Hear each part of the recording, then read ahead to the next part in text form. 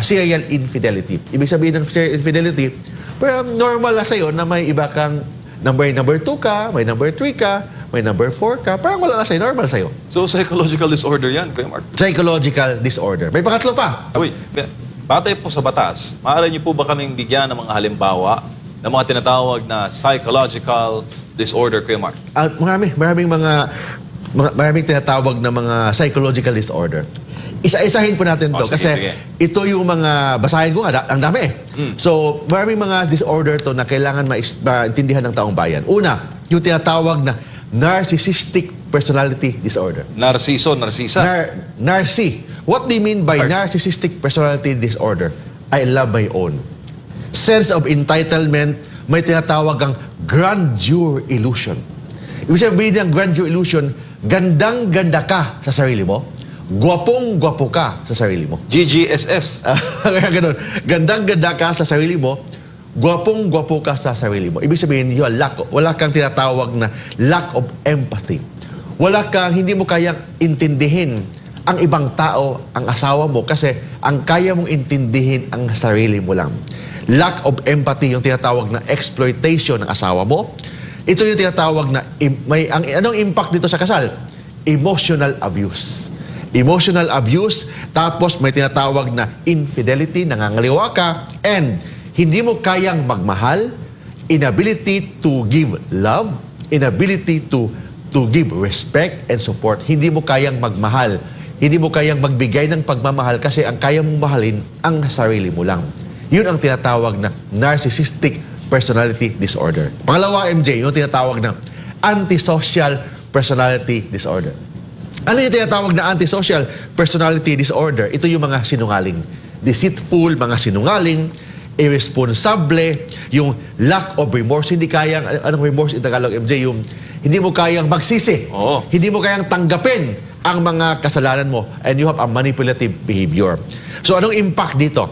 Abandonment. Ina-abandon mo ang pamilya mo, ang asawa mo, hiniwalayin mo, pero may iba kang gustong gawin, yung financially irresponsible ka, hindi mo kayang magbigay ng support sa iyong asawa, sa iyong pamilya, or tinatawag kang serial infidelity. Ibig sabihin ng serial infidelity, parang normal na sa'yo na may iba kang number 2 ka, may number 3 ka, may number 4 ka, parang wala na sa'yo, normal sa'yo. So, psychological disorder yan, Kuya Mark. Psychological disorder. May pangatlo pa. Uy. May tinatawag na dependent personality disorder. Ano yung tinatawag na dependent personality disorder?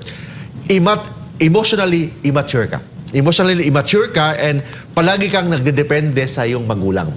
So, anong gusto ng magulang mo, yun ang sinusunod mo palagi. Oy. So, nagpakasal ka na, may asawa ka na, tapos doon ka pa rin kumuha ng mga advices na nakakasira. Yung mga sulsul, may mga magulang din na susulero, ikaw din palaging nagdedepende sa magulang mo.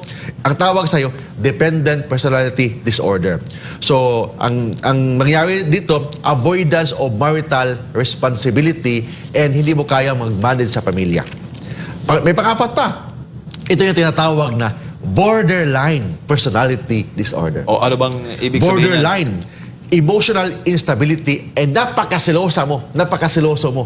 Konting bagay lang, may nakausap lang yung asawa mo, parang World War II na sa bahay niyo. Yung tinatawag na extreme jealousy. And kung magalit ka, gabi ka magalit, ang bunganga mo, napakalaki ang bunganga mo na nagger ka, babae ka man or lalaki ka. Yung tawag sa batas, volatile anger. Anong impact dito sa kasal ninyo? Unstable relationship, emotional cruelty, and repeated breakups and reconciliation. Yung mga mag-asawa na on and off, ngayon bati, bukas away, bati naman, yun ang bukas away naman, hiwalay naman, balik naman, yun ang tinatawag ng borderline personality disorder. May tinatawag iba. Itong tinatawag na avoidant personality disorder. Avoidant. Ano naman yan, Kuya Mark? Para umiiwas, ganon? With social withdrawal, fear of intimacy, parang nanlalamig parang yung feeling na coldness, nanlalamig ka sa asawa mo. So ang impact dito, refusal to have sexual intimacy. So ayaw mo makipagtalik sa asawa mo. So you are avoidant personality disorder. May iba pa, yung itong isang pinaka-common din, yung tinatawag na OC. OC is obsessive-compulsive personality disorder. Ano yung obsessive-compulsive personality disorder? Parang perfect lahat. May konting mali lang, galit ka na. Yung pag-arrange sa bahay mo, sa TV, sa upuan, galit na galit ka na kung may yung mga tsinelas, hindi sa labas, may mga konting dumi, OC ka. Obsessive-compulsive personality disorder. And control freak ka pala, control issues and inflexible ka. Kung ano yung gusto mo, hindi ka flexible kung anong gusto mo. So, anong impact dito? Emotional suffocation. Masuffocate yung asawa mo or husband mo or yung wife mo. Ayaw mo makipag-compromise and palaging nag-aaway. May isa pa common pa dito, MJ, yung tinatawag na pathological lying. Ang pathological lying, yung habitual dishonesty, sinungaling ka, and you have a double life. Kasi double life, iba ang personality mo sa asawa mo, but sa labas, iba naman ang personality mo. Sa asawa mo, parang napaka-sweet mo, paglabas, ang dami mo palang lalaki, dami mo palang babae, mas sweet ka sa mga kaibigan mo kaysa asawa mo. You have a double life. Ang tawag doon, you are a pathological liar. So, palagi kang nagsisinungaling sa pera, sa identity mo, iba ang identity mo, iba din ang yung palagi ka din nangangaliwa. And lastly, yung tinatawag na emotional immaturity. Parang childlike behavior ka, parang bata ka, mamas boy ka, daddy's girl ka, ganon. Avoidant irresponsibility. So, ayaw mong mag-commit. Then, dependent ka sa others. So, palagi kang dependent sa kaibigan mo, dependent ka sa magulang mo.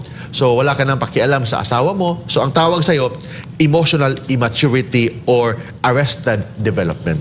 So, yun ang mga pinaka-common na grounds for the mga common example of psychologically incapacitated person na maging grounds for the annulment of marriage.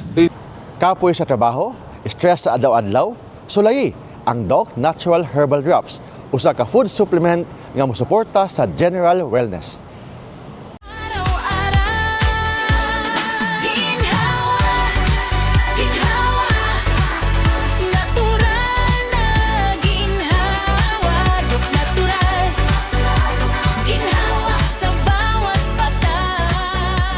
Mahalagang paalala, ang Doc Natural Herbal Food Supplement Drops ay hindi gamot at hindi dapat gamiting panggamot sa anumang uri ng sakit.